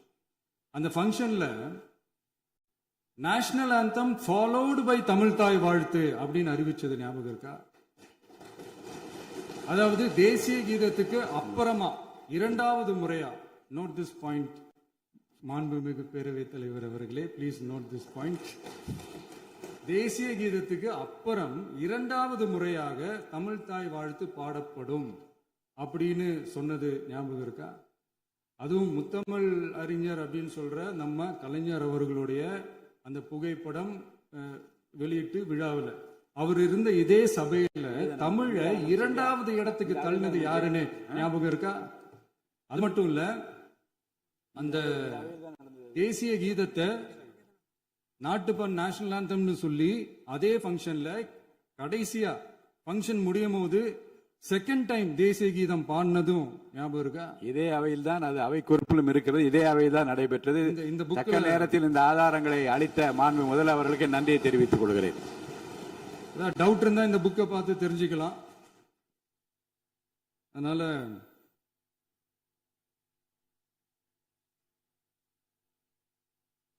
இதெல்லாம் கேட்டா என்ன சொல்லுவாங்கன்னா, அது ஜனாதிபதி கலந்துகிட்ட ஃபங்க்ஷன், அதெல்லாம் அப்படிதான், அதெல்லாம் கண்டுக்க கூடாது அப்படின்னு சொல்லுவாங்க. இதே மாதிரிதான் பேசுறது ஒண்ணு, செய்யறது ஒண்ணு, பேசுறது ஒண்ணு. இதெல்லாம் மக்கள் பார்த்துக்கிட்டு இருக்காங்க.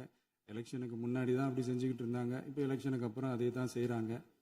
இந்த விஜயையும் சாமானியர்களின் உண்மையான சமூக நீதி அரசையும் அவமானப்படுத்துறதுக்கு தான் அவங்களோட அந்த பொலிட்டிக்கல் சீனியாரிட்டி அது பயன்படுத்துது போல. சரி, செய்யட்டும், நல்லா செய்யட்டும். இப்போ ஆனாலும் நம்மளுடைய மாநில உரிமை, மொழி உரிமை, உத்தமபுத்திரர் போல வேஷம் போடுற எதிர்கட்சிக்கு ஒன்றை மட்டும் ஆணித்தரமாக சொல்றோம். உங்களை மாதிரி தமிழ்னு சொல்லிக்கிட்டு, மொழி, பண்பாடு, கலாச்சாரம்னு சொல்லிக்கிட்டு ரெட்டை வேஷம் போடுறவங்க நாங்க கிடையாது. உலகெங்கும் வாழும் என் தமிழ் சொந்தங்களுக்கு நம்முடைய உத்தரவாதம் தமிழ் தான் எங்க உயிர் நாடி அப்படின்றத மறக்க மாட்டோம். இப்பவும் சொல்றோம், மாநில உரிமையில எப்பவும் உறுதியா இருப்போம். அதே சமயத்துல அரசியல் வேற, ஒன்றிய மாநில அரசுகளுக்கு இடையே இருக்கிற நிர்வாக அணுகுமுறை வேற. இதுல நாங்க ரொம்ப தெளிவா இருக்கிறோம். அதனால எங்களுக்கு பாடம் எடுக்கிறதா நினைச்சுக்கிட்டு உங்க வேஷத்தை நீங்களே கொஞ்சம் கொஞ்சமா கலைச்சிக்கிட்டே வர்றீங்க, மறந்துடாதீங்க. அப்புறம் நேத்து எதிர்கட்சி தலைவர், மாண்புமிகு எதிர்கட்சி தலைவர் பேசும்போது நிறைய பேசினாங்க. அதுல ஒண்ணு மட்டும் அரசு சொல்றதா நினைச்சுக்கிட்டு நம்மளை இன்டைரக்டா ஈவில் அப்படின்ற அந்த வார்த்தையை யூஸ் பண்ணாங்க. எனக்கு ஒண்ணுதான் சொல்லணும்னு தோணுது. ஈவில்ஸ்னு டெவில்ஸ் பேசக்கூடாது.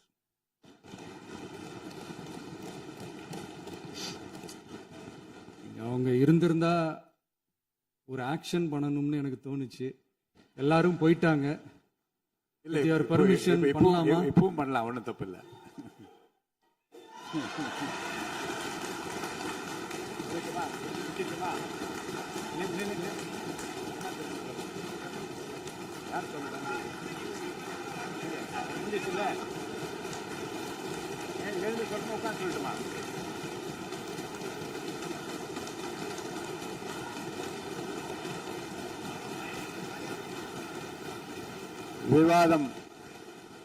விவாதம் முடிவுற்றது.